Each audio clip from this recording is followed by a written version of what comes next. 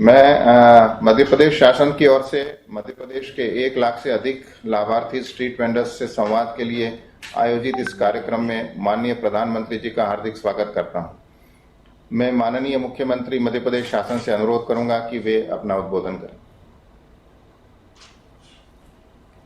हम सबके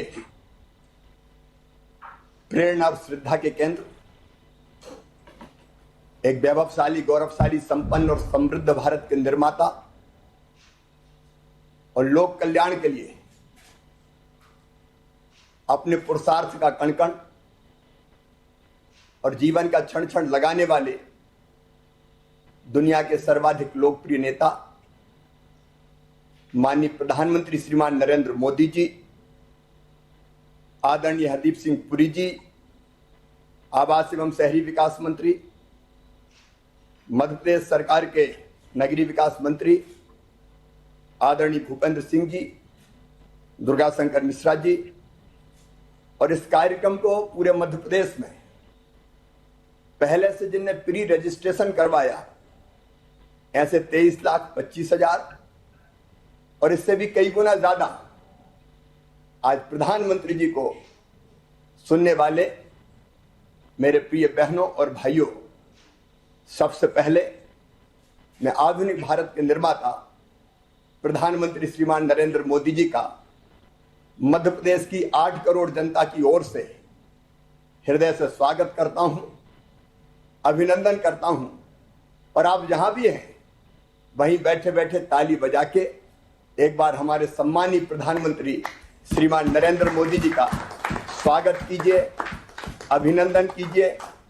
सचमुच में संकट के समय में, वैसे तो पिछले 6 सालों में भारत की जो प्रगति और विकास की जो नई गाथा आपने लिखी है, उसके लिए आपका अभिनंदन। संकट से कैसे राह निकालना चाहिए और चुनौती को कैसे अवसर में बदलना चाहिए, ये आपसे सीखने मिलता है प्रधानमंत्री जी।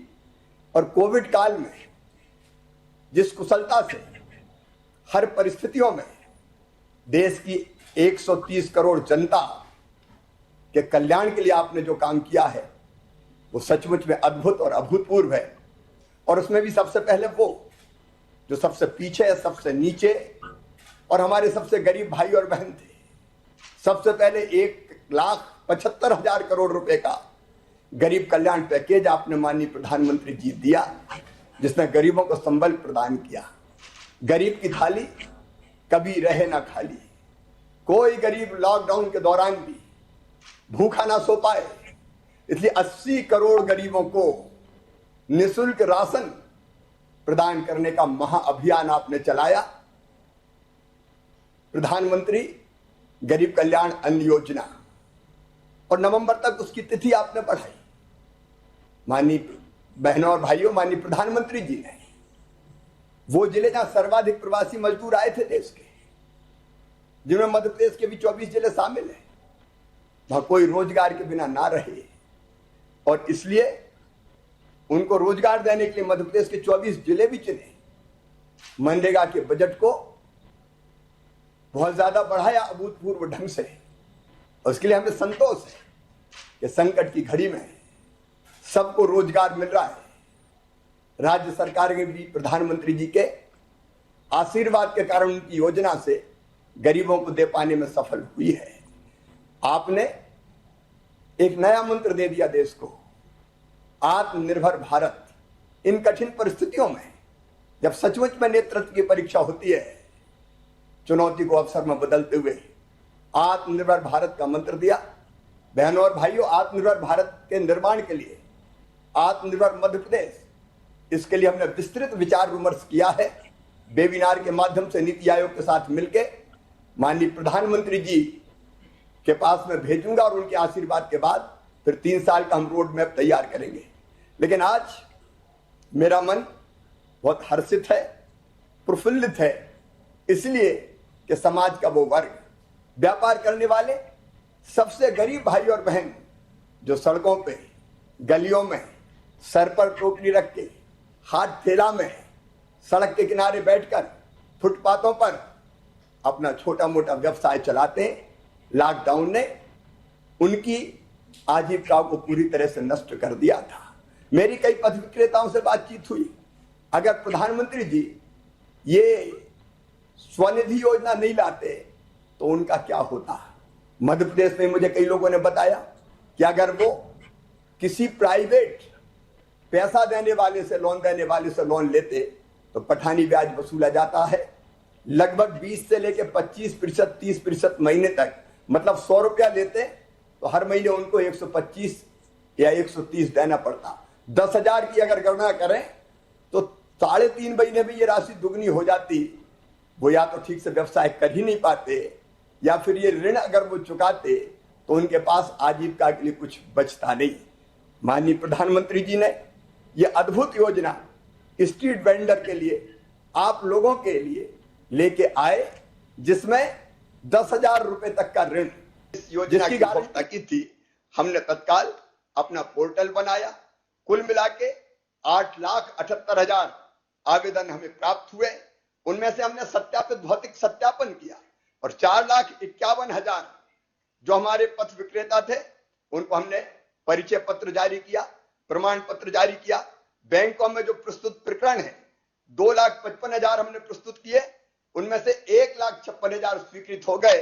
और प्रधानमंत्री जी के आशीर्वाद से, आपकी कृपा से आज जो वितरित प्रकरण है, आज के दिन ही 1,08,000 पथ विक्रेताओं के खाते में ये 10,000 रुपए की राशि मेरे बहनों और भाइयों पहुंच जाएगी। इस योजना ने आपके जीवन में खुशियों का नया रंग भरा है। और मेरे वो भाई बहन, ये बाल काटने वालों, पॉलिश करने वालों, चूड़ी कंगन बेचने वालों, सब्जी बेचने वालों, चाय के ठेले वालों, पान की गुमटी वालों, नाश्ते की दुकान वालों, चाट के ठेले वालों, मूंगफली बेचने वालों, नमकीन बेचने वालों, आइसक्रीम बेचने वालों, झाड़ू बेचने वालों, कबाड़ा बीनने वालों, पंचर जोड़ने वालों, आप सबकी जिंदगी बदलने का ऐतिहासिक काम आज माननीय प्रधानमंत्री जी ने किया है। मैं उनका इस अवसर पर हार्दिक अभिनंदन करता हूं, स्वागत करता हूं। लोगों की जिंदगी बदलने वाले प्रधानमंत्री आज हमारे बीच है। सचमुच में भारत को वो भगवान का वरदान है। और इस संकट के समय विषम है, डगर कठिन है, जाना भी उस पार है, छोड़ चलो यह रीत पुरानी, राह नई तैयार है। आपका व्यवसाय चलाने की नई राह माननीय प्रधानमंत्री जी ने तैयार की है। और इसलिए एक बार मैं फिर उनका हार्दिक स्वागत और अभिनंदन करता हूं। और जो पथ विक्रेता भाई और बहन रह गए, प्रधानमंत्री जी के आशीर्वाद से आश्वस्त करता हूं कि जो भौतिक सत्यापन हमने किया है, जिनने रजिस्ट्रेशन करवाया है, उनमें से एक एक को पथ विक्रेता प्रधानमंत्री स्वनिधि की योजना से लाभान्वित करके आपका व्यवसाय चलता रहे, इसमें हर संभव प्रयास मध्य प्रदेश सरकार करेगी। प्रधानमंत्री जी की हर योजना को हम आदर्श तरीके से जमीन पर क्रियान्वित करें, इस पे हम कोई कोर कसर नहीं छोड़ेंगे। एक बार प्रधानमंत्री जी को प्रणाम, आप सबको बहुत बहुत बधाई, धन्यवाद। धन्यवाद माननीय मुख्यमंत्री जी। अब मैं माननीय प्रधानमंत्री जी को मध्य प्रदेश के विभिन्न शहरों में स्थित स्ट्रीट वेंडर से संवाद के लिए सादर अनुरोध करता हूं। सर्वप्रथम इंदौर जिले के सांवेर नगर में स्थित लाभार्थी स्ट्रीट वेंडर श्री छगनलाल वर्मा जी को माननीय प्रधानमंत्री जी से संवाद के लिए आमंत्रित करता हूं। छगनलाल जी नमस्ते। नमस्ते सर। नमस्ते सर। नमस्ते नमस्ते। नमस्ते। छगनलाल जी बताइए, अपने विषय में पहले बताइए जरा, आप क्या काम करते हैं? जी सर, मैं थोड़ा सा माननीय श्री हमारे प्रधानमंत्री श्री मोदी जी को कोटि कोटि दिलो जान से पहले तो मैं नमन करना चाहता हूं। धन्यवाद सर। हाँ बताइए। जी सर, मैं एक छोटा सा गरीब परिवार से एक झाड़ू का व्यवसाय करता हूं। इससे सर आपकी जो स्वनिधि का मुझे लाभ मिला है, उससे जो लॉकडाउन में जो मेरी परेशानी हुई थी और धंधा नहीं चल पा रहा था, उससे मेरा वापस नए सिरे से धंधा चालू हो गया। दिन भर में कितने झाड़ू बना लेते हैं आप?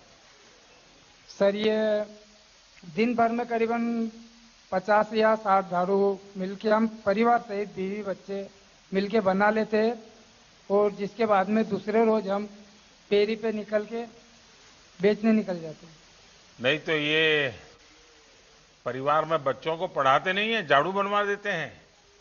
नहीं सर, पढ़ते भी है नहीं बच्चे सर, पढ़ते भी है हैं? बच्चे। अच्छा। हाँ सर। तो आपकी श्रीमती जी भी माइक लेके बैठी है, उनको कुछ कहना है? जी सर, कहना है तभी तो आपके दर्शन के व्याकुल है। बताइए बताइए। प्रणाम सर। मेरा प्रणाम सर, श्री मोदी जी को नमस्कार। दिलो जान से प्रणाम करती हूँ। हाँ, नमस्कार। बताइए। ये झाड़ू का काम करते हैं सर, हम अभी भी मिलके बना लेते हैं झाड़ू। हम्म। तो आप एक ही प्रकार के झाड़ू बनाते हैं कि अलग अलग प्रकार के बनाते हैं? आप खजूर के उस पत्तों में से बनाते हैं? हाँ सर, खजूर के पत्ते की झाड़ू बनाते हैं। तो कहाँ से मिलता है पत्ता वगैरह आपको? ये पत्ते हम किसान से खरीद के लाते हैं। हम्म। तो पैसा कैश एडवांस देना पड़ता है कि बाद में देते हैं? सर ये इससे धंधा करने के बाद में हम वहीं पे उजमा के ना उनको किसान को पैसे दे के फिर लाते हैं। एक झाड़ू बनाना है अगर आपको, और आपको ये सामान बाहर से लेना पड़ता है, तो कितना खर्चा आता है? सर अब ये तो झाड़ू तो जैसे बनाने का कार्य है, बाकी ये जैसे खजूर की पत्ती भी खरीदते हैं। तो पैसा खजूर के कैश पत्ते की एडवांस झाड़ू देना बनाते पड़ता हैं। है कि बाद में? कहाँ से मिलता है पत्ता वगैरह आपको? सर ये इससे पत्ते हम धंधा किसान करने के से बाद में खरीद हम के वहीं पे लाते उजमा हैं। के ना उनको किसान को पैसे दे के तो पैसा कैश एडवांस देना पड़ता है कि बाद में देते हैं? एक झाड़ू बनाना है इससे अगर धंधा आपको, करने और के आपको बाद ये में हम सामान वहीं बाहर पे से उजमा लेना के ना पड़ता है, उनको तो कितना किसान को खर्चा आता है?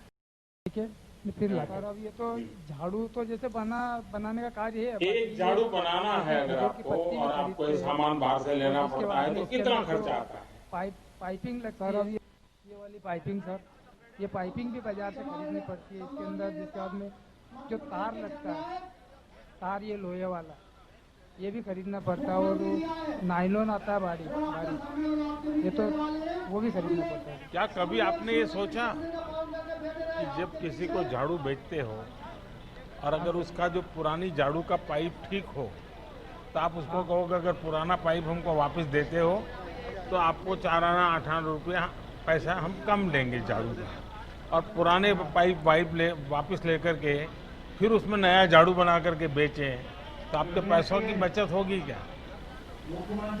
सर वो ऐसा भी हो सकता है, जैसे कि वो पाइप झाड़ू के साथ में वो पाइपिंग भी नष्ट हो जाती है, खराब हो जाती है पाइपिंग इतनी भी जल्दी? हाँ सर, वो पाइपिंग खराब हो जाती है ना सर। जैसे किसी ने इस्तेमाल किया बाहर रख दिया या इसका पैर रख दिया तो खराब हो जाती है। नहीं, पहले से आप कहोगे तो रखेंगे, और पुरानी झाड़ू है वो वापस देंगे आपको, और नई झाड़ू ले लेंगे, तो पुरानी झाड़ू का जो पाइप है तो आपको बहुत कम खर्चे में काम आ जाएगा। कभी सोचिए आप? नहीं सर, इस चीज पे ऐसा कोई विचार नहीं किया। कभी सोचा नहीं था? हाँ, ऐसा सोचा नहीं था कि चलो तो कुछ हमको बचत के हिसाब से उनको पता नहीं। देखिए हमारे देश में तो ये जो रिसाइकलिंग जिसको कहते हैं ना आजकल, वो हमारी सदियां पुरानी बातें हैं। अब देखिए माताएं घर में साड़ी पुरानी हो जाएगी तो उससे गद्दा बना देगी, गद्दा पुराना हो जाएगी तो उसको पोछे के लिए उपयोग करेगी, यानी एक भी चीज खराब नहीं होने देती। अगर आपने भी अपने व्यवसाय में इन चीजों को जोड़ दिया तो जरूर आप देखिए कि आपकी कमाई भी बढ़ेगी। अच्छा, सरकार जो गरीबों के लिए व्यवस्था करती है, घर की, बिजली की, गैस की, क्या आपको भी इसका कोई लाभ मिला है क्या? हर चीज का पूरा लाभ मिला। कैसा, जरा बताएंगे? और किसानों को उन्होंने ढांढस जैसे बंधाया पहले और ये आश्वासन दिया हमारे कि पूरे आप स्टार्टिंग से ऐसे हमारे पास में किसी गैस न चूल्हा किसी नहीं रूप था। में वो मुआवजा देंगे। गैस चूल्हा नहीं था, तो हमारी जब वाइफ, जैसे मकान भी कच्चा था हमारा, मिट्टी का, आपका ज्यादा समय ऊपर नहीं बरसात हुआ। भी पड़ी थी, तो कच्चा मकान था हमारा और चूल्हा भी कच्चा था। और ये लकड़ी पे रोटी बनाती, खाना बनाती। माननीय मुख्यमंत्री जी से तो मतलब अनुरोध करता ये हूं, चूल्हा निवेदन फूक फूक करता के हूं। यहाँ कैसी लाल चट हो जाती, पूरी सूझ जाती आज इनसे बड़ी खाना जब तक बनता विषम रहता। परिस्थिति में और अब तो मुसीबत हमारे में प्रधानमंत्री जी की आपकी जो फसलें आशीर्वाद से हमारी पत्नी को उज्ज्वला भविष्य का हमें जो प्रदान किया आपने, उसमें चूल्हा है और एक टंकी प्रदान हुआ। अब हमारी जो वाइफ की ये स्थिति खत्म हो गई, जिससे कोई चूल्हे में फूकती थी। आज हम पक्के चूल्हे पे खाना बना के खा रहे हैं निश्चित। आपकी पत्नी को तो फायदा हुआ, लेकिन आपको भी हुआ होगा। गरम गरम नहीं खाना सर, मिलता होगा, नहीं सर, जल्दी गरम जल्दी खाना खाना नहीं मिलता सर, होगा। स्वादिष्ट। हाँ सर, हाँ सर, खा कर जल्दी अगर मिलता नहीं अगर 3-4 बार चाय पीनी है तो बन जाती होगी। सर, चाय तो आजकल 3-4 बार तो चली रहती है काम धंधे वाले। हैं। चलिए, मेरी आपको बहुत बहुत शुभकामनाएं हैं, लेकिन मुझे ये बताइए कि ये जो योजना है उसमें आपको क्या फायदा हुआ है? प्रधानमंत्री स्वनिधि में क्या फायदा हुआ है आपको? सर, प्रधानमंत्री स्वनिधि में मुझे यह फायदा हुआ कि जो मेरा लॉकडाउन से पहले जब धंधा कुछ चलता था, और जो लॉकडाउन के बाद में सर जो मेरा धंधा बिल्कुल नष्ट ही हो गया, मतलब वो, और उसमें मुझे बहुत सारी परेशानी झेलनी पड़ी। हालांकि परेशानी जैसे पात्रता पर्ची है मेरे पास में, तो नाज तो मुझे पात्रता पर्ची पे जैसे एडवांस में ही मिला था लॉकडाउन से पहले, तो नाज वो जिसके बाद में जो खाने पीने राशन की इस चीज़ की व्यवस्था में मुझे बहुत परेशानी देखनी पड़ी। और जो मेरा धंधा था वो भी बिल्कुल बंद हो गया। अब बंद क्या सर, लॉकडाउन में घर से बाहर तो जा नहीं सकते, तो अब ये हमारा धंधा है फेरी से घूमने के बेचने का ही है, इसलिए बहुत सारी तकलीफें है। और जो मैंने कुछ थोड़ा बहुत घर खर्चे में लोगों से जैसे कर्ज भी करा था, ये 4 से 5 हज़ार रुपये जो मैंने कर्ज भी करा था घर राशन में। और ये स्वनिधि योजना से सर मुझे इतना लाभ हुआ, और मतलब इतना फास्ट हुआ ये मेरा काम कि जैसे मेरा जो कर्ज था मैंने वो भी चुका दिया, और बिल्कुल बेरोजगारी हो गया था लॉकडाउन में। तो मैं जो बाकी के जो पैसे बचे थे मेरे पास 4 या 5 हज़ार रुपये, उससे मैं सर थोड़ा खजूर की पत्ती लाया। खजूर की पत्ती लाके मैंने थोड़े से धंधे से मेरा धंधे का रोटेशन शुरू कर दिया सर। अभी मुझे इतना लाभ मिला स्वनिधि योजना से। तो पहले लोगों से ब्याज से पैसे लेते थे साहूकार से? हाँ सर, कभी माल में या इसमें कोई हमें लाने में दिक्कत आ जाती, पैसा नहीं रहता, तो जैसे कोई साहूकार रहता है उनसे हम 1% 1.5% के हिसाब से हम उनसे ले लेते, और जो हम पे धंधा करके और जो वो बचत रहती हम उन्हें दे के ऋण मुक्त हो जाते। छगनलाल जी, बच्चों को पढ़ाएंगे? जी सर, पढ़ाने की तो काफी उम्मीद है, क्योंकि हम झाड़ू बना रहे हैं, ऐसा वो तकलीफ नहीं देखे। हम जैसे गरीबी में हमारा दिन गुजारा कर रहे हैं, ऐसे वो गरीब बन के नहीं गुजरे, वो भी कुछ उन्नति करे। अच्छा, मैं देख रहा हूँ कि आप जहाँ बैठे हैं उस कुर्सी के नीचे एक प्लास्टिक के बोतल में है पानी जी। अब मैं दुनिया को समझा रहा हूँ कि भाई ये सिंगल यूज प्लास्टिक का उपयोग बंद कीजिए। क्या आप घर से मटका लेकर के अपने ये लॉरी के नीचे रख करके नहीं उपयोग कर सकते? नहीं सर, कर सकते हैं। हाँ, प्लास्टिक वो बंद ठीक करना है। चाहिए। जी सर, करेंगे? कर देंगे नहीं सर? आपको लगेगा ये मोदी जी तो कुछ कुछ काम दे देते हैं। नहीं काम नहीं सर, ये प्लास्टिक तो जैसे ऐसे भी हमारे शरीर को हानि पहुंचाती ही है। हाँ। हाँ, पर ठीक है, अच्छी राय दी सर आपने। देखिए, मुझे विश्वास है कि सही समय पर बैंक से जो मदद आपको मिली है जी उससे आपके परिवार को संबल मिलेगा, जी सर। और मुझे विश्वास है कि आप इसका भरपूर फायदा उठाएंगे। एक तो डिजिटली ही सब करना सीख जाएंगे, मोबाइल फोन से पैसा लेना पैसा देना, और इसके कारण आज भले 10,000 रुपया मिला, आपकी इज्जत इतनी बढ़ जाएगी बैंक में। फिर बैंक वाले कहेंगे आप 15,000 ले जाओ, बैंक वाले कहेंगे 20,000 ले जाओ। धीरे धीरे आपका कारोबार बढ़ सकता है। तो आप इसको अगर आगे बढ़ाएंगे तो मुझे बहुत खुशी होगी जी सर, हम भी यही चाहते हैं कि इससे 1 से 10 गुना हम आगे बढ़े। चलिए, बहुत मेहनत मेरी करें। शुभकामनाएं हैं, बहुत बहुत धन्यवाद। नमस्कार जी।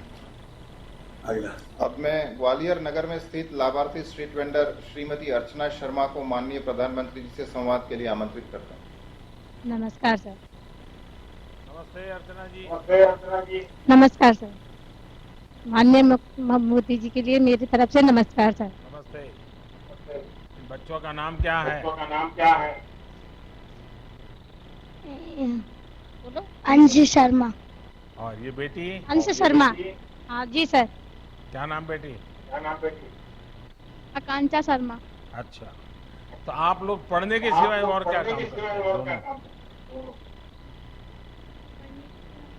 पेंटिंग करते हो, गाना गाते हो, पेंटिंग करते हैं। खेल कूद में भाग लेते हो?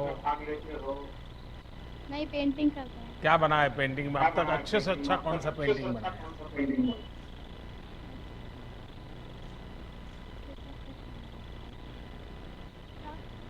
भैया का चित्र फ्रेम बनाती बनाई। होगी। फ्रेम बनाई थी मैंने। अच्छा। अर्चना जी, आपके जी नहीं। पतिदेव क्या करते हैं? सर वो पहले ठेला चलाते थे, सब्जी का ही ठेला लगाते थे सर। पर अभी मतलब थोड़ी तबीयत खराब, स्वास्थ्य सही होने के ना कारण है ना, वो घर में ही रहते सर अभी। तो सारा कारोबार आपने संभाल लिया? जी जी तो सर। घर भी संभालती हो और टिक्की सेंटर भी संभालती हो? जी। तो टिक्की सेंटर खाने के लिए लोग आते हैं, उसका समय क्या होता है? ज्यादा भीड़ कब होती है? आवाज नहीं आ रही।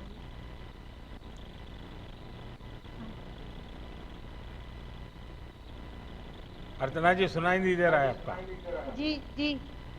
ये टिक्की खाने के लिए जो लोग आते हैं, ज्यादा लोग कितने बजे आते हैं? ज्यादा लोग आते हैं सर वो 2 बजे के बाद। अच्छा, हाँ तो कभी हम ग्वालियर आए तो हमें टिक्की खाने को मिल जाएगी? जी, बिल्कुल मिलेगी। अच्छा, क्या विशेषता है आपकी टिक्की और कई टिक्की वाले तो होंगे, आपकी टिक्की ज्यादा बिकती है, इसका कारण क्या है?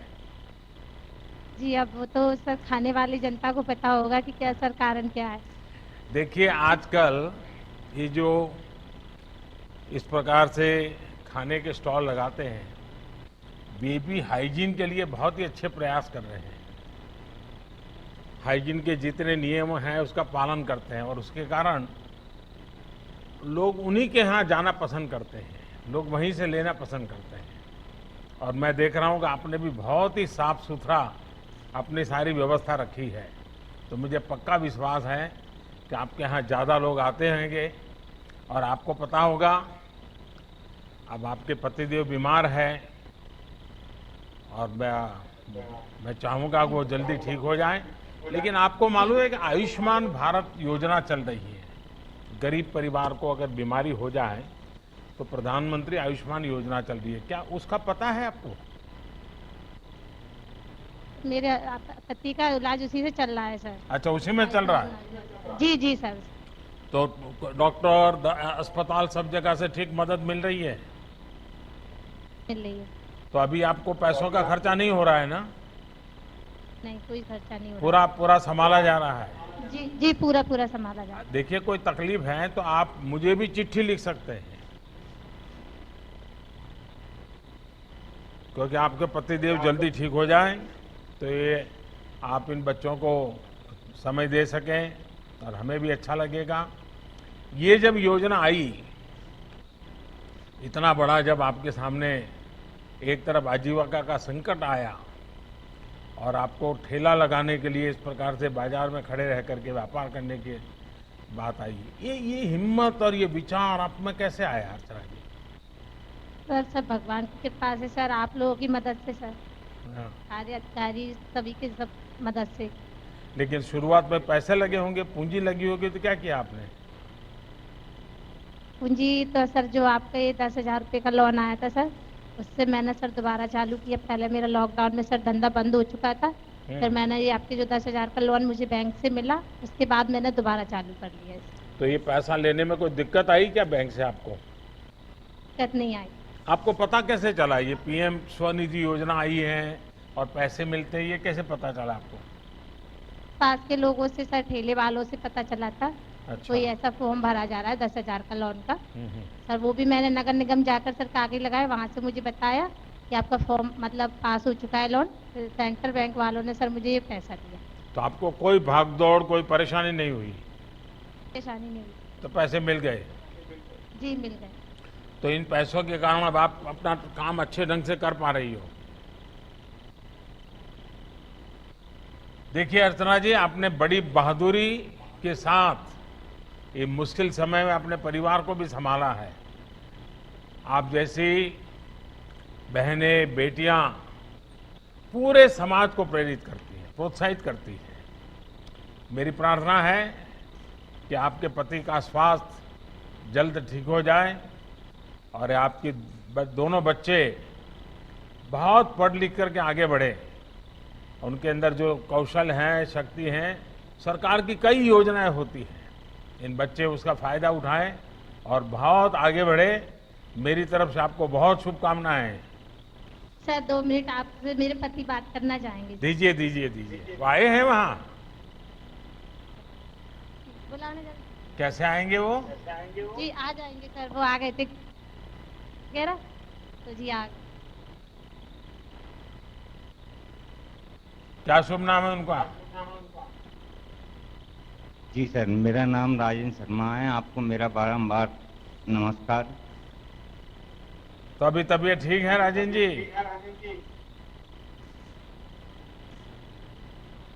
आपकी आवाज बंद हो गई राजेंद्र जी। हाँ जी सर, मेरा आराम मिल रहा है मुझे अब। हाँ। हाँ जी सर, सब हॉस्पिटलों के सहयोग से आपका आयुष्मान कार्ड से उससे बहुत लाभ मिल रहा है। आयुष्मान भारत का पूरा लाभ उठाइए, लेकिन बीच में से बीमारी में तबीयत का काम अब जाना है, ठेला चलाना है, चलो हम निकल जाते हैं, ऐसा मत करना। पूरी ट्रीटमेंट कर लेना। सर देखिए अर्चना जी, आप भाग्यवान हैं, आपको ऐसी पत्नी मिली है, ऐसे सुंदर बच्चे मिले हैं, तो बहुत जल्दी ठीक हो जाओगे आप। साहब, चलिए, मेरी आपको बहुत शुभकामनाएं भैया। हाँ जी। अब मैं जी। रायसेन जिले हाँ। अब मैं रायसेन जिले के सांची नगर में श्री डालचंद कुशवाहा जी को माननीय प्रधानमंत्री जी से संवाद के लिए आमंत्रित करता हूँ। माननीय जी प्रधानमंत्री को डालचंद का नमस्कार सर। नमस्ते भैया। जी डालचंद जी बताइए, जी सर। ये पास काफी सब्जी का ढेर लगा हुआ है, बहुत बढ़िया ढंग से आपने सजावट की जी। है और कोई फोटो भी लगाई है, हैं? जी सर। तो बताइए जरा, क्या करते हैं आप, कैसे करते हैं सर? सर मैं सब्जी का ठेला लगाता हूँ, मंडी से खरीद के लाता हूँ सर कुछ, और अपने किराए से जमीन लेके उसमें सब्जी उगा के बेचता हूँ सर ठेला पे, और कहीं फेरी लगा लेता हूँ सर, घर पे रोड पर रख के बेचता हूँ सर मैं। अच्छा, जमीनी किराए पर ले ली आपने? जी सर। अच्छा, जी तो जितनी सब्जी पैदा होती सारी की सारी आप बेचते हैं कि और लोग भी हैं जो आपके यहाँ से ले जाते हैं और बेचते हैं? नहीं सर, मेरे पास उतनी जगह है, मेरी सब्जी जो बिक जाती है, जो मैं सब्जी लगाता हूँ वो मैं बेच लेता हूँ, उतनी सब्जी हो जाती है। अच्छा, जो लोग सब्जी खरीदते हैं उनको ये मालूम है कि ये सब्जी आपके ही खेत से आप लेके आते हैं, ताजा सब्जी लेके आते हैं, और आप केमिकल फर्टिलाइजर उपयोग किए बिना सब्जी पैदा करते हैं, ऐसा कुछ है क्या विशेष आपका? जी सर, मेरा सर रोड पे ही जमीन किराए से ली हुई है मैंने, जैसे कि सब मैं रोड पर ही रख के बेचता हूँ शाम के टाइम, तो सब लोग निकलने वाले जाते हैं तो वो देखते हैं कि ताजा सब्जी है भाई, पेड़ में से निकल रही है, अभी ताजा है तो ले लो, और अच्छे दाम में बिक जाती है सर। आप ये केमिकल फर्टिलाइजर उपयोग करते हैं या अपना जैविक खाद उपयोग करते हैं? जैविक खाद सर, मेरे पास एक गाय है भैंस, उसका अभी गोबर जो है खेती में डालते हैं। देखिए भाई, आप तो फिर तो बहुत बड़ा व्यापार कर सकते हैं। आपने बड़ा बोर्ड लगना चाहिए कि मेरा जो ये सब्जी है वो ऑर्गेनिक है, तो आपके शहर के डॉक्टर भी आपके यहाँ लाइन लगा के खड़े हो जाएंगे खरीदने के लिए। जी सर। वो तो लोगों को मालूम है आप ये ऑर्गेनिक सब्जी बेचते हैं? जी हाँ सर, बिल्कुल। देखिए, ये तो बहुत बड़ा काम किया है आपने बड़ा रिवॉल्यूशन किया है। जी, भोपाल से जो सरकारी लोग, कर्मचारी लोग अपने विदिशा, सांची में काम करने के लिए लॉकडाउन के टाइम बाइक या मोटरसाइकिल से आते थे, तो उस टाइम पे वो भी भोपाल के लेके जाते थे, क्योंकि उनको भोपाल में जो है ऐसी सब्जी नहीं मिलती है, तो इसकी सर अच्छा पैसा भी मेरे को मिल जाता था और जल्दी जो है सब्जी मेरी बिक जाती थी। कोई लोग तो बैंक वाले या कोई भी मैनेजर साहब मेरे को फोन लगा के बोलते थे, भैया कितनी सब्जी, 10 किलो भिंडी या 2 किलो लौकी, 4 किलो टमाटर आप पैक करके रखना, मैं आते समय पे ले जाऊंगा। तो पैसे जो है अपन को मिल जाता था सर। तो ये बैंक वाले आपके यहाँ से सब्जी ले जाते थे, जी पैसे देकर के ले जाते थे, लेकिन उनको कभी मन नहीं किया कि आप इतना अच्छा काम कर रहे हैं तो आपको बैंक से लोन दे दें? सर वो जल्दी में रहते थे तो उतना ही टाइम मिल पाता था सर बात करने के लिए, तो सर मौका नहीं मिला सर। अब कोरोना के कारण जो लॉकडाउन हुआ जी उससे सब्जी पर भी कुछ न कुछ तो असर पड़ा होगा, माल बेचने में भी। जी सर पड़ा था सर। वो भिंडी जो है कम रेट में बिका, लौकी खीरा वगैरह जो बहुत कम रेट में मिला, तो सर मुझे उस टाइम पे मुनाफा नहीं हुआ सर, और मेरी जो हालत है वो थोड़ी कमजोर हो गई थी सर।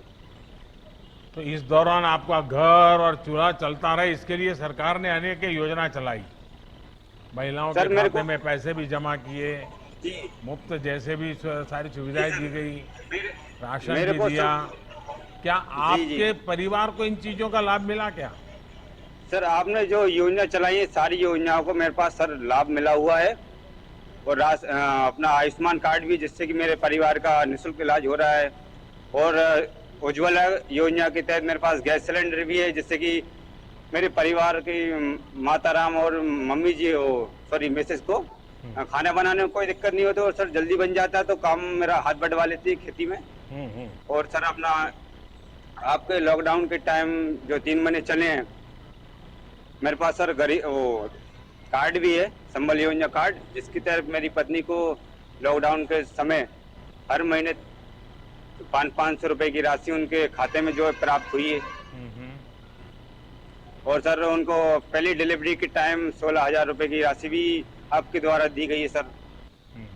सर आपका जो आशीर्वाद है सर, चलिए बड़ा बहुत अच्छा है।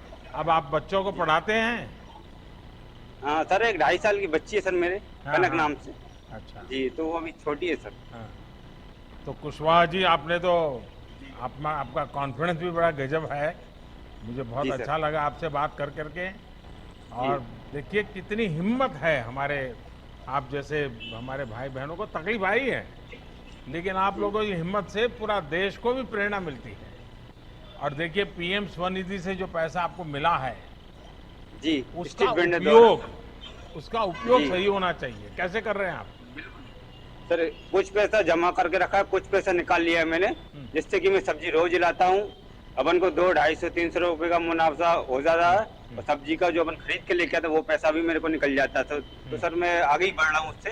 तो सर आपका आशीर्वाद से बहुत आगे जाने की सोच रहा हूँ सर मैं सब्जी में। वो क्यूआर कोड वाला फ्रेम आपने रखा है, वो जरा दिखाइए कैसे करते हैं इसका, बताइए मुझे। हाँ सर मोबाइल से जो कोई सब्जी लेता है हाँ। वो कोड खींच के कोड आ जाता है, तो सर मेरे मोबाइल में मैसेज आता है कि आपको इतना पेमेंट 21 रुपए का सब्जी लिया तो पूरा पैसा आ जाता है। खुले का झंझट जो 1-2 रुपए का वो नहीं, बिल्कुल नहीं रहता सर मेरे को। देखिए कभी कभी पढ़े लिखे लोग भी चिल्लाते हैं कि ये मोदी जी क्यों डिजिटल कह रहे हैं।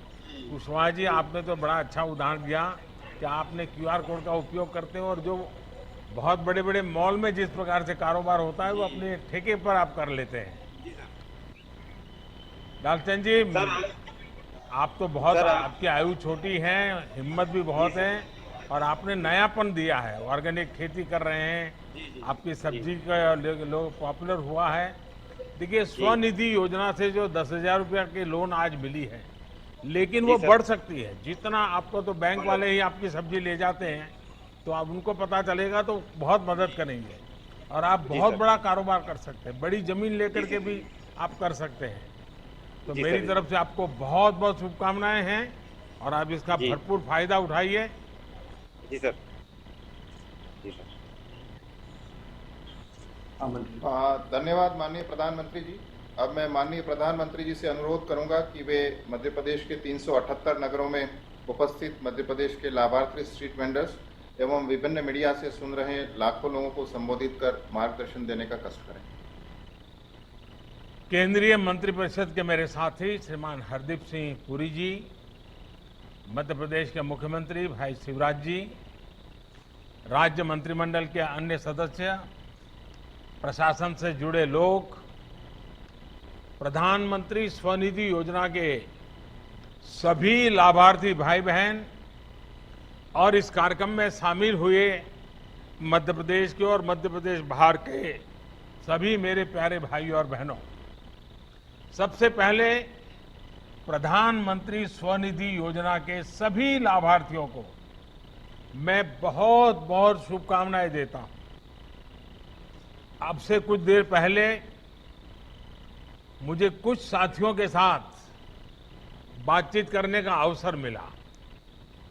उनकी बातों में एक विश्वास भी है और एक उम्मीद भी नजर आती है। ये भरोसा प्रधानमंत्री स्वनिधि योजना की मैं मानता हूं सबसे बड़ी सफलता है, सबसे बड़ी ताकत है। आपके श्रम की ताकत को, आपके आत्मसम्मान और आत्मबल को मैं आदरपूर्वक नमन करता हूं। देश भर के जो साथी प्रधानमंत्री स्वनिधि योजना के साथ आगे बढ़ रहे हैं, उन्हें भी मैं अपनी शुभकामनाएं देता हूं। विशेष तौर पर मध्य प्रदेश और शिवराज जी की टीम को मैं बहुत बधाई देता हूं। उनके प्रयासों से सिर्फ 2 महीने के समय में मध्य प्रदेश में 1 लाख से ज्यादा स्ट्रीट वेंडर्स, रेहड़ी पटरी वालों को स्वनिधि योजना का लाभ सुनिश्चित हुआ है।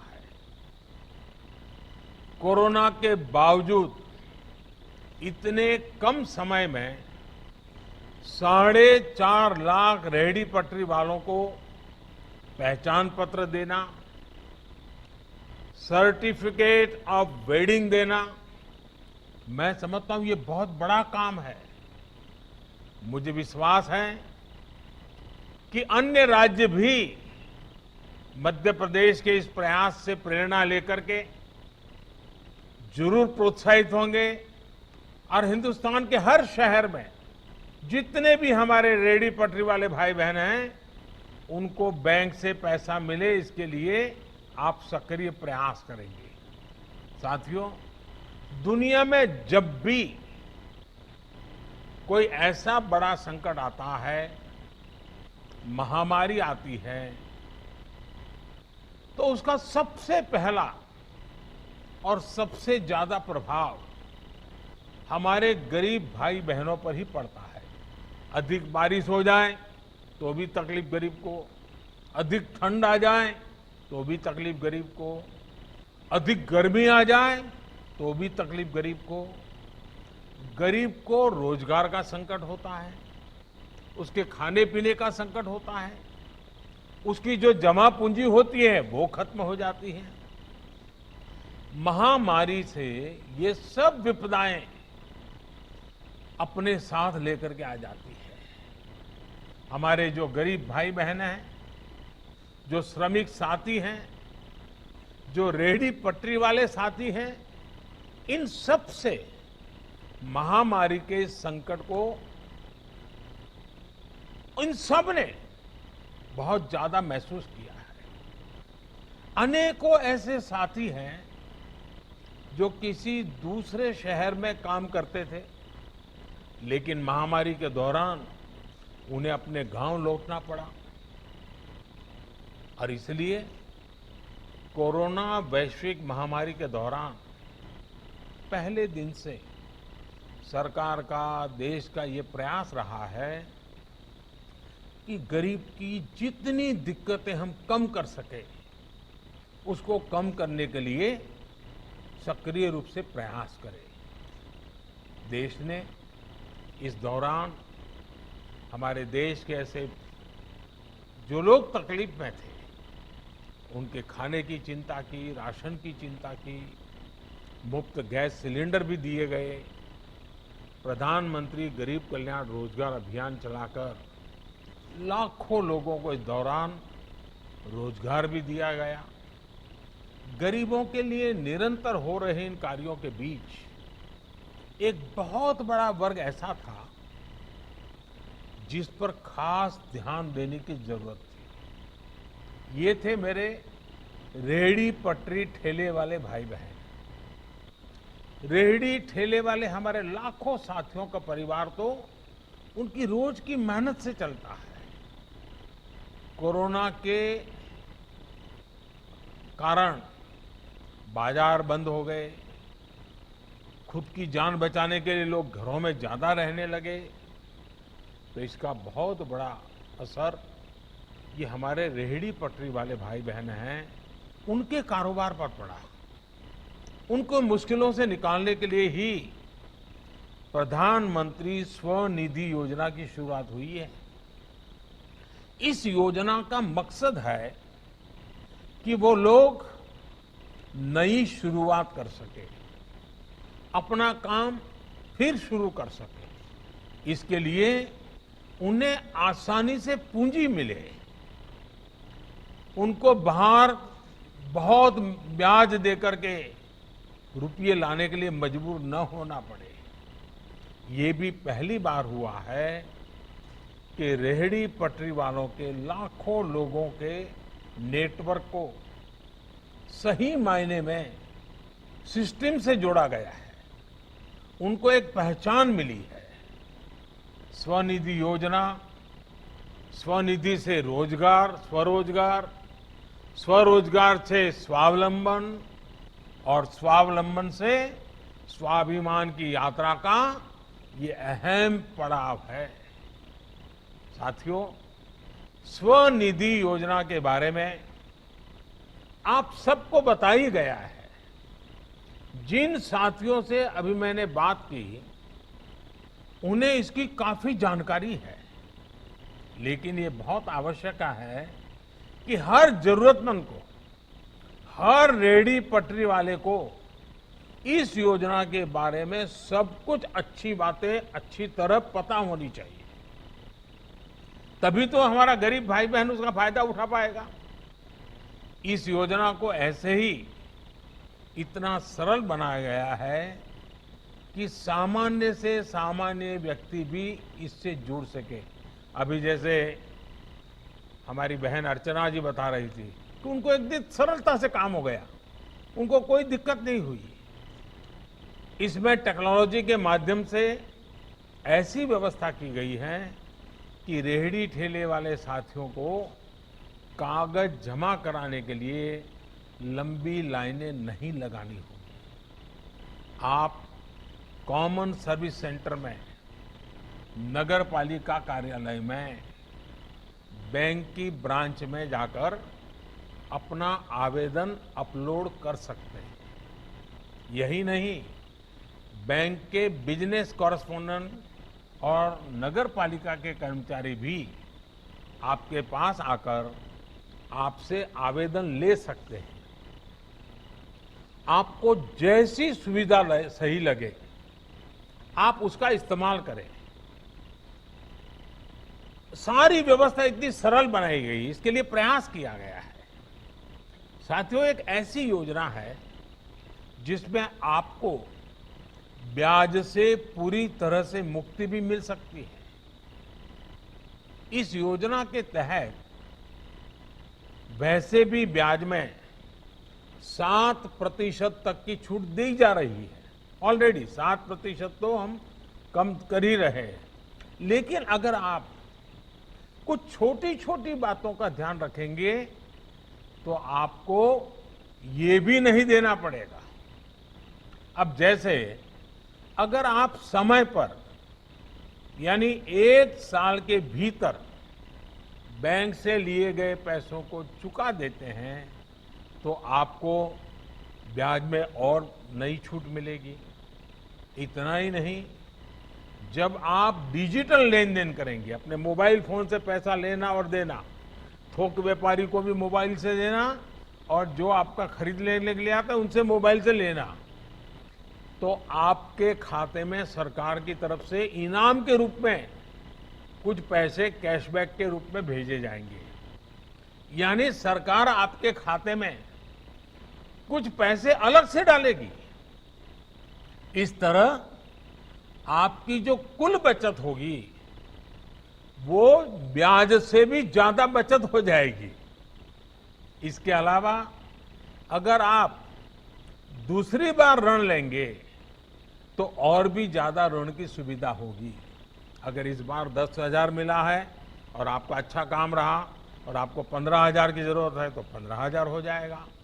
फिर अच्छा काम किया तो 20,000 हो सकता है, 25,000 हो सकता है, 30,000 हो सकता है। और अभी प्रारंभ में हमारे छगनलाल जी तो बता रहे थे वो 10 गुना करना चाहते, 1 लाख तक पहुंचना चाहते हैं। ये जो सुनता हूं तो बड़ा आनंद होता है। साथियों, बीते 3-4 साल के दौरान देश में डिजिटल लेन देन का चलन तेजी से बढ़ रहा है। कोरोना काल में हम सब महसूस भी कर रहे हैं कि ये कितना जरूरी भी है। अब ग्राहक नकद पैसे लेने देने से बचते हैं, सीधे मोबाइल से ही पेमेंट करते हैं। इसलिए हमारे रेहड़ी पटरी वाले साथी इस डिजिटल दुकानदारी में बिल्कुल पीछे न रहें और आप कर सकते हैं। हमारे कुशवाहा जी के ठेले पर हमने देखा उन्होंने QR कोड लगा के रखा हुआ है। अब बड़े बड़े मॉल में भी नहीं होता है। हमारा गरीब आदमी हर नई चीज सीखने को तैयार होता है और इसके लिए बैंकों और डिजिटल पेमेंट की सुविधा देने वालों के साथ मिलकर एक नई शुरुआत की गई। अब बैंकों और संस्थाओं के प्रतिनिधि आपके पते पर आएंगे, आपकी रेहड़ी ठेले पर आएंगे और QR कोड देंगे। उसका उपयोग कैसे करना है ये भी आपको वो बताएंगे, सिखाएंगे। मैं अपने रेहड़ी पटरी वाले साथियों से अपील करता हूं कि वो अपना ज्यादा से ज्यादा लेन देन डिजिटल करें और पूरी दुनिया के सामने एक नया उदाहरण प्रस्तुत करें। साथियों, टेक्नोलॉजी का उपयोग करते हुए हमारे जो खाने पीने का व्यवसाय करने वाले साथी हैं, जिसको हम स्ट्रीट फूड वेंडर भी कहते हैं, स्ट्रीट फूड वेंडर भी कहते हैं, उनको ऑनलाइन प्लेटफॉर्म देने की भी योजना बनाई गई है। यानी बड़े बड़े रेस्टोरेंट की तरह ही रेहड़ी ठेले वाले भी अपने ग्राहकों को ऑनलाइन डिलीवरी कर पाएंगे। इस प्रकार की सुविधा देने का प्रयास चल रहा है और थोड़े ही दिन में आप लोग जरूर आगे आएंगे तो इसको हम और आगे बढ़ाएंगे। मुझे विश्वास है कि इस प्रकार की कोशिशों से रेहड़ी पटरी ठेले वालों फेरी वालों उनका कामकाज और बढ़ेगा, उनकी कमाई और बढ़ेगी। साथियों, स्ट्रीट वेंडर से जुड़ी एक और योजना पर तेजी से काम किया जा रहा है। प्रधानमंत्री स्वनिधि योजना से जुड़ने वाले जो भी रेहड़ी पटरी वाले लोग होंगे उनका जीवन आसान बने, उन्हें मूलभूत सुविधाएं मिले, ये भी सुनिश्चित किया जाएगा। यानी रेहड़ी पटरी या ठेला लगाने वाले मेरे भाई बहनों के पास उज्ज्वला का गैस कनेक्शन है या नहीं, उनके घर बिजली कनेक्शन है या नहीं, वो आयुष्मान भारत योजना से जुड़े हैं या नहीं, उन्हें 90 पैसे प्रतिदिन और 1 रुपया महीना वाली बीमा योजना का लाभ मिल रहा है या नहीं, उनके पास अपनी पक्की छत है या नहीं, ये सारी बातें उसको भी देखा जाएगा और जहां कमी होगी पूरा करने के लिए सरकार सक्रिय रूप से प्रयास करेगी। जिसके पास ये सब नहीं होगा उनके लिए प्राथमिकता के आधार पर काम किया जाएगा। साथियों, हमारे देश में गरीबों की बात बहुत हुई है।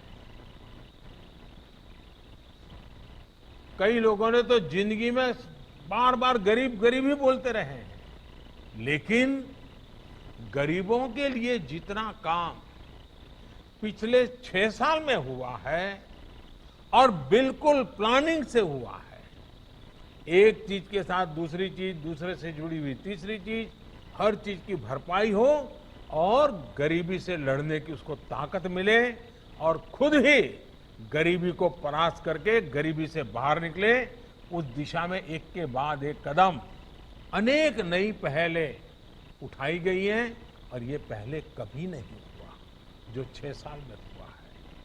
हर वो क्षेत्र, हर वो सेक्टर जहां गरीब, पीड़ित, शोषित, वंचित, दलित, आदिवासी अभाव में था, सरकार की योजनाएं उसका संबल बनकर आई है। आप याद करिए, हमारे देश का गरीब तो कागजों के डर से बैंक के दरवाजे तक ही नहीं जा पाता था। प्रधानमंत्री जनधन योजना के माध्यम से देश भर में 40 करोड़ से अधिक गरीबों के, निम्न मध्यम वर्ग के लोगों के बैंक खाते खुलवाए गए हैं। इन जनधन खातों से हमारा गरीब बैंक से जुड़ा और तभी तो आसान लोन उसे मिल रहा है। सूदखोरों के चंगुल से वो बाहर निकला है। इन्हीं बैंक खातों की वजह से गरीबों को बिना रिश्वत आवास मिल रहे हैं, किसानों को सीधी उनके बैंक खाते में मदद पहुंच रही है। कोरोना काल में ही पूरे देश की 20 करोड़ से अधिक बहनों के जनधन खाते में करीब 31,000 करोड़ रुपए जनधन योजना के कारण ही जमा हो पाए हैं। इसी तरह पीएम किसान सम्मान निधि के तहत देश भर के 10 करोड़ से ज्यादा किसान परिवारों के बैंक खाते में 94,000 करोड़ रुपए से ज्यादा सीधे ट्रांसफर किए गए हैं। साथियों, हमारा गरीब इन वर्षों में जिस तरह जनधन खातों से, बैंकिंग व्यवस्था से जुड़ा है, उसने एक नई शुरुआत की है। अब बहुत जल्द शहरों की तरह हमारे गांव भी ऑनलाइन मार्केट से जुड़ेंगे। दुनिया का बाजार हमारे गांवों तक जुड़ जाएगा। इस बार 15 अगस्त को देश ने इसके लिए एक संकल्प लिया है।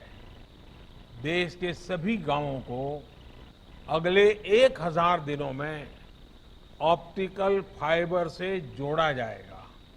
यानी गांव-गांव में, घर-घर में तेज इंटरनेट पहुंचेगा। इससे डिजिटल क्रांति के फायदे भी उतनी ही तेजी से गांव तक, गरीबों तक पहुंचेंगे। इसी तरह देश ने डिजिटल हेल्थ मिशन की भी शुरुआत की है।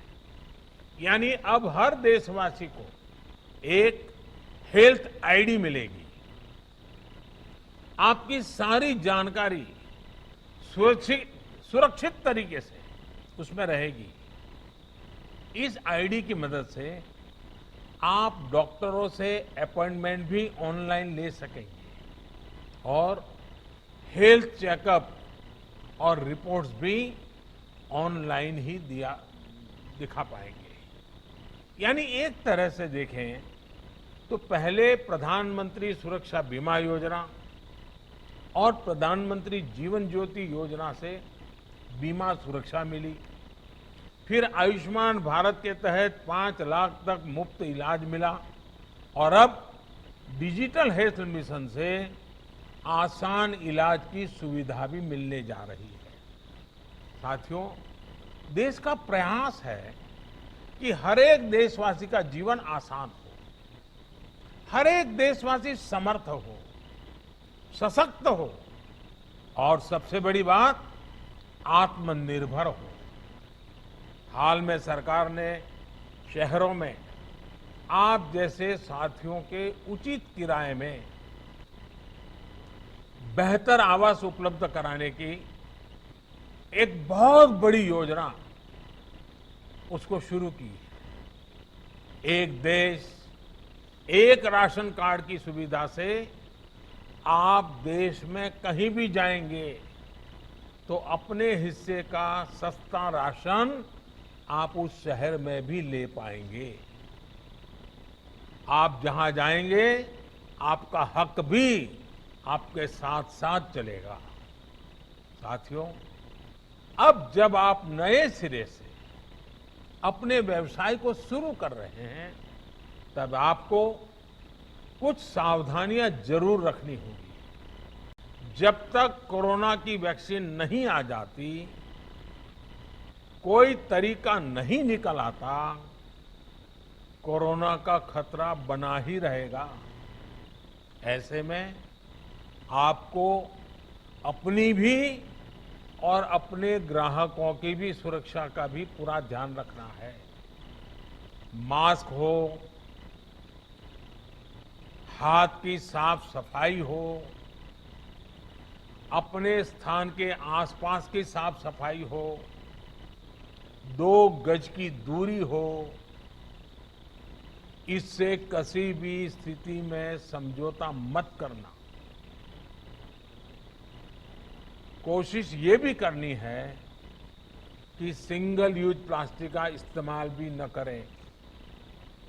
आप कोरोना से बचाव के जितने इंतजाम अपने ठेले या अपनी पटरी पर करेंगे, लोगों का भरोसा भी बढ़ेगा और आपकी दुकानदारी भी बढ़ेगी। आपको खुद भी इन नियमों का पालन करना है और सामने वाले से भी इसका पालन कराने के लिए आग्रह करते रहना है। मैं एक बार फिर आप सबको एक नई शुरुआत के लिए अनेक अनेक बधाई देता हूं, बहुत बहुत शुभकामनाएं देता हूं। आप स्वस्थ रहें, आपका परिवार स्वस्थ रहे, आपका कारोबार भी फले फूले, इसी एक अपेक्षा के साथ मेरी बहुत बहुत शुभकामनाएं। बहुत बहुत धन्यवाद।